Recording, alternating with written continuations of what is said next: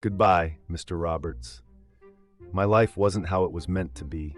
It was already ruined from the day I was born. I don't have a story of anything else up to this point. However, the most recent part of my life was one to laugh about, because this was the only part where it truly made sense. I was getting ready for church, as I had done every Sunday for the last 43 years, putting on my sweater, pants, and other church attire. I felt weird that day, like something was off, but I couldn't tell. I felt my hand tingle, I looked at my finger, and there was a tiny black speck, just like a speck of fly shit. I found it odd, as I swear I had never noticed this oddity before. But then again, I only saw a few things I couldn't understand. So I took no notice of this and carried on. During church, I sat and my legs were getting restless. It was particularly off-putting, as I had never experienced this. The sermon dragged on for hours. As I was holding my Bible, I saw at the corner of my eye the same speck I saw this morning. Only it had gotten bigger. The speck had now turned into a dot. The day had finally ended, and I had returned to my car. Mrs. Witherby knocked on my glass and scared the living Christ out of me.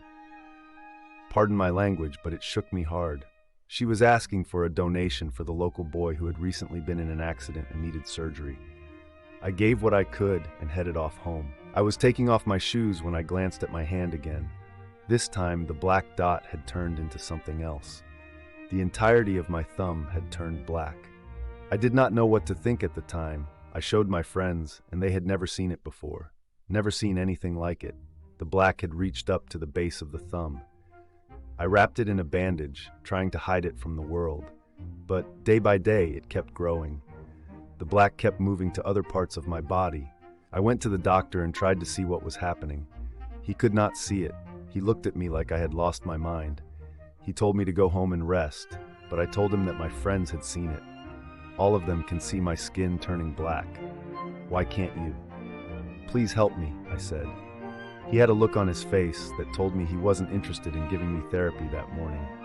So I left on my way back to my apartment. On the way, I noticed it had reached. Further, it had gone all the way up to my arm, and now the entirety of my right side was covered in darkness, and my skin had turned black. I ran home and swallowed some pain tablets, hoping to calm my nerves. I went to the mirror and looked again. It was now creeping onto my left side. It won't stop until it consumes me. I put my jumper on and headed out the door, and that's when I saw it. I saw my way out of this mess, this misery. I'll be damned if I let this thing consume me. I crawled upon its ledge and said my last prayer, hoping I would never return.